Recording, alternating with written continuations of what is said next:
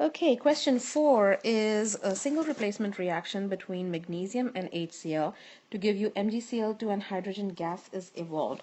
And the question is asking you that if you combine 0.158 grams of magnesium metal with a lot of HCl, they're saying that you have added enough HCl to make a 100 milliliter solution in a coffee cup calorimeter. The HCl is sufficiently concentrated so that the magnesium completely reacts. So we are telling you that the limiting reagent is magnesium here. So whatever is the moles of magnesium, that's going to decide how much heat energy is going to get generated in this reaction.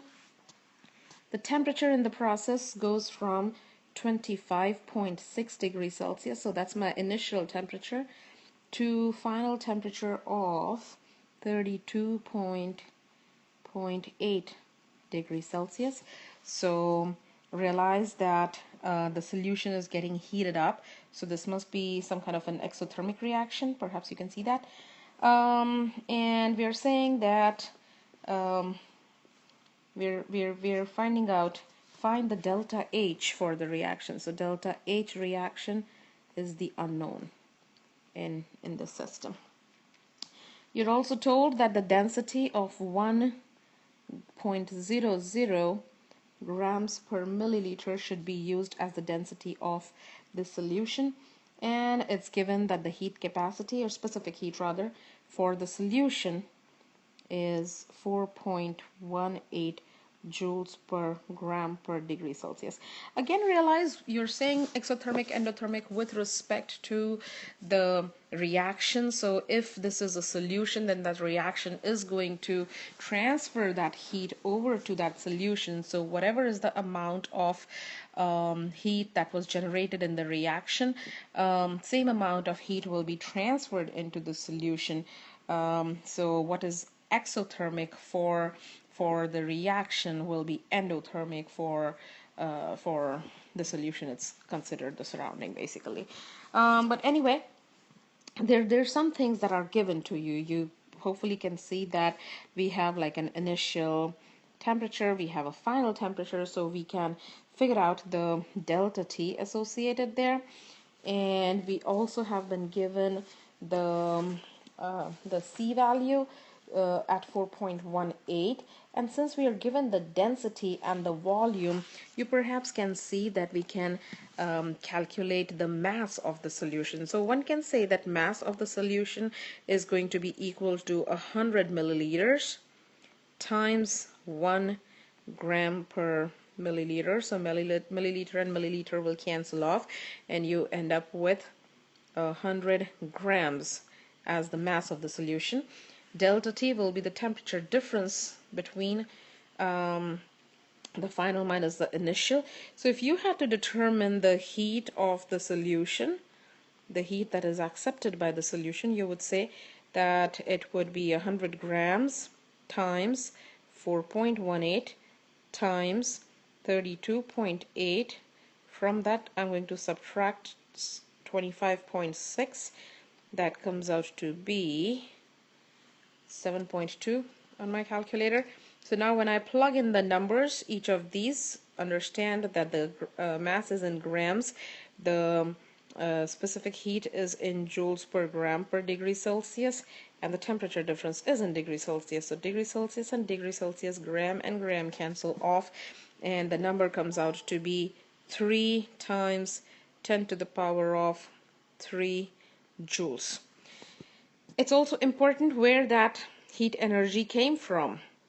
How were we able to get this heat? This heat energy essentially came from the reaction, and like I said, it was an exothermic reaction, which is why the temperature rose.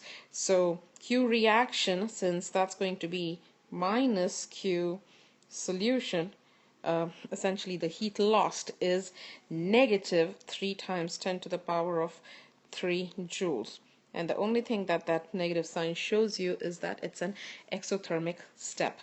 And now in order to get the delta H for the reaction, which is the enthalpy for the reaction, all you got to do is divide the heat by the moles of the magnesium, because recall, magnesium was the one which is the limiting reagent. So the amount of heat that will be generated specifically for this reaction under this given amount is going to be decided by magnesium.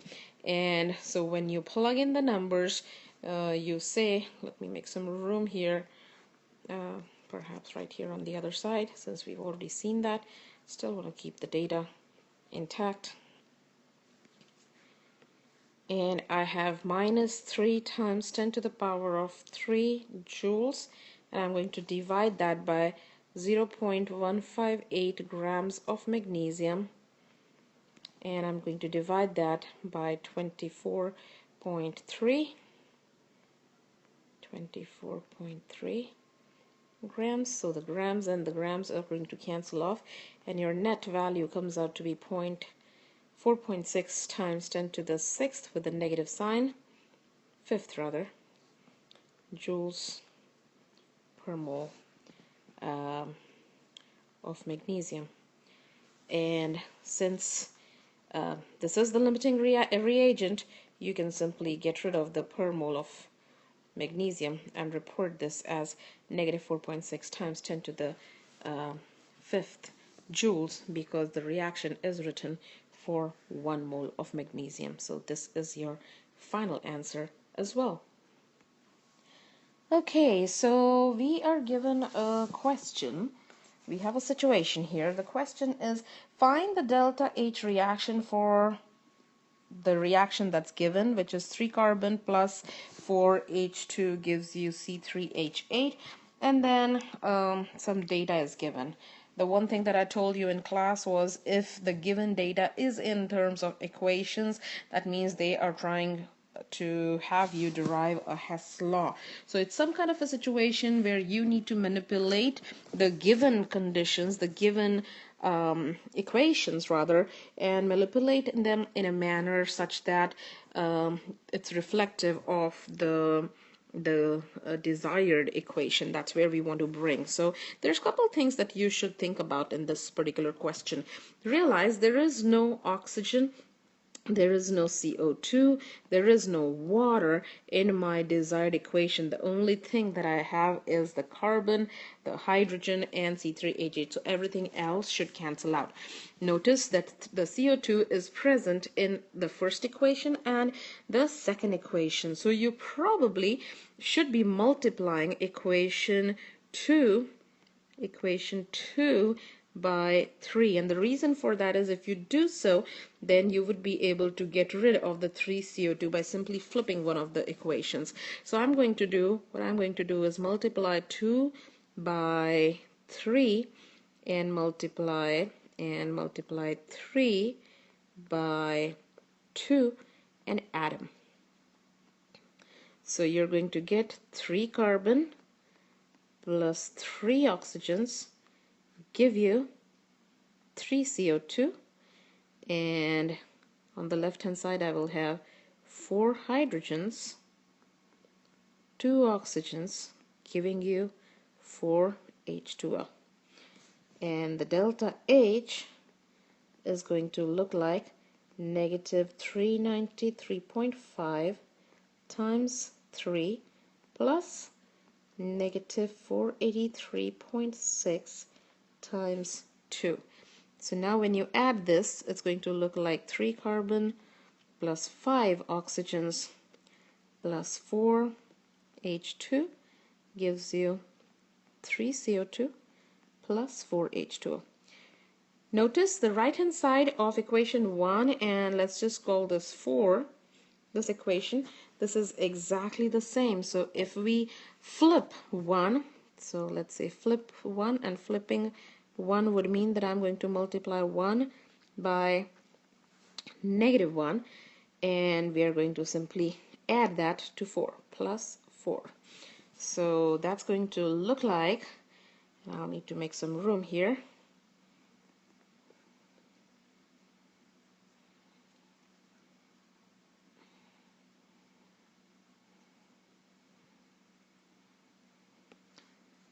it will look like 3 carbons, 4 hydrogens, 5 oxygens, giving you 3 CO2 plus 4 H2O and 3 CO2 plus 4 H2O, giving you C3H8 plus 5 oxygens. Oxygen and oxygen, all of this cancels off, and I'm going to simply flipping means I'm going to change the sign of that, so plus 2043. And when you add that, when you write it down, that's the equation that you desire, and when you work out the math, it's going to come out to be negative 105 kilojoules for this particular case, because that part is 1181 kilojoules with a negative sign. This part came out to be minus 967.2 kilojoules. So when you work out the math, it comes out to be negative 105 kilojoules as the final answer.